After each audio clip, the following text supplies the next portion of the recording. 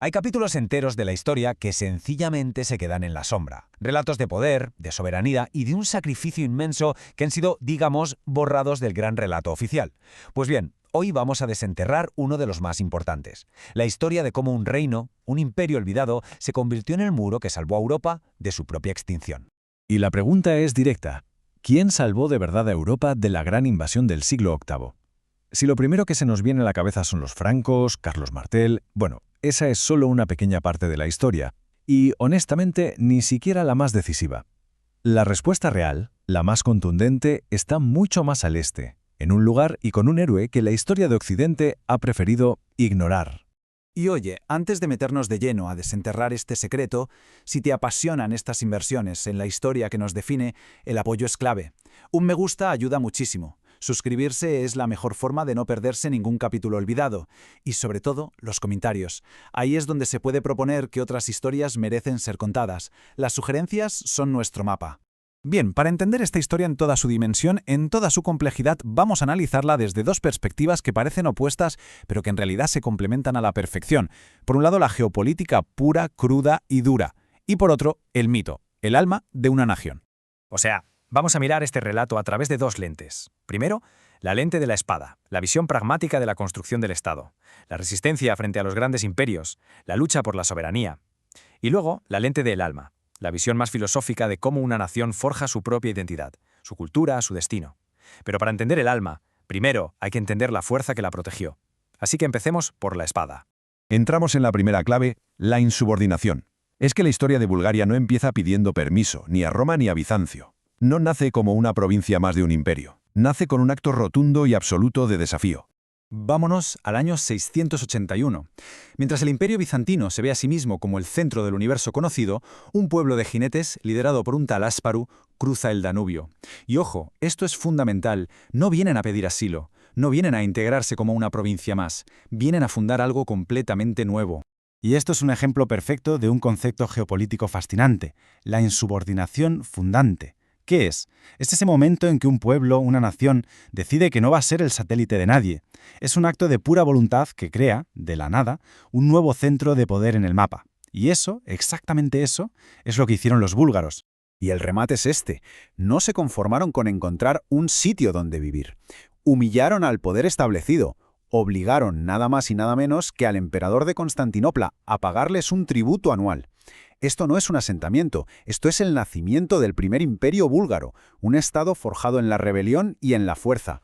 Vamos ahora con Terbel, el escudo. Una vez fundado el imperio, su gran prueba de fuego, su momento definitorio, no iba a tardar en llegar. Pasemos al instante que debería estar en todos los libros de historia y que, convenientemente, no lo está. El momento en que este nuevo imperio se convierte, literalmente, en el salvador de un continente. 717. Hay que grabar este año a fuego. Es el año en que el califato omeya, en la cima absoluta de su poder, lanza una ofensiva masiva para conquistar la joya de la corona del mundo cristiano, Constantinopla. Despliegan un ejército y una flota gigantescos. La caída de la ciudad, y con ella la de toda la cristiandad, parecía cuestión de tiempo, era inevitable. Es justo aquí donde esta frase resuena con una fuerza brutal, porque cuando todo, absolutamente todo parecía perdido, cuando el propio emperador bizantino estaba desesperado, la ayuda llegó. Y llegó de un lugar totalmente inesperado. Kan Terbel, el líder de los búlgaros. Y aquí está la clave de todo. No acude como un sirviente, no acude como un aliado menor o un mercenario. Acude como un igual, como un rey soberano que entiende perfectamente el juego geopolítico. Sabe que si cae Bizancio, el siguiente en la lista es él. Es una decisión estratégica, de un poder que defiende su propio futuro. Y el resultado fue una catástrofe absoluta para los invasores. La caballería pesada búlgara simplemente aniquiló al ejército de tierra omeya. El asedio se rompió, Constantinopla se salvó, y con ella toda la civilización europea. El detalle que lo cambia todo es que esto ocurre en el 717, décadas antes de la famosa batalla de Poitiers. El primer muro, el muro de verdad, el decisivo, fue búlgaro. Ahora bien, la historia no acaba aquí. Porque Bulgaria comprendió algo que muchísimos imperios militares olvidan, que la soberanía real no se mantiene solo con la espada. Pasemos a la construcción del alma. es que para ser independiente de verdad, no basta con derrotar a tus enemigos en el campo de batalla, necesitas una identidad propia, un universo cultural que te haga único, que te dé cohesión. En definitiva, necesitas un alma. Y los búlgaros siguieron lo que parece un plan maestro. El poder militar, la espada, ya lo tenían. El siguiente paso fue adoptar el cristianismo. Pero cuidado, no como un acto de sumisión a Roma o a Constantinopla, sino como una herramienta estratégica de Estado. Y el paso final, el más brillante de todos, fue forjar su propia palabra. Esto es, ni más ni menos, que una clase magistral de lo que hoy llamamos poder blando. Es la capacidad de influir, de atraer, de liderar no por la fuerza bruta de las armas, sino por la fuerza de las ideas, de la cultura. Y Bulgaria estaba a punto de desplegar su arma cultural más potente. En su capital, en Preslav, se gesta una auténtica revolución, la creación de un alfabeto nuevo, el cirílico. ¿Qué significa esto en la práctica? Significa que nacionalizaron la fe. La Biblia, la liturgia, todo el conocimiento sagrado ya no estaría en griego o en latín, las lenguas de los imperios, sino en su propia lengua. Con este acto se liberan para siempre del yugo cultural de Roma y Constantinopla y se convierten en el faro, en el centro cultural para millones de eslavos. Entonces, si todo esto es así, si Bulgaria fue a la vez el escudo militar que paró la gran invasión y el faro cultural que iluminó a media Europa, la pregunta es inevitable, ¿verdad? ¿Por qué se ha borrado este legado de la historia?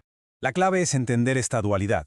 El verdadero legado búlgaro no es solo la victoria militar de Tervel, es también la soberanía cultural que lograron con el cirílico, un pueblo que se forjó a sí mismo con la espada y con la palabra, resistiendo la asimilación de los grandes imperios.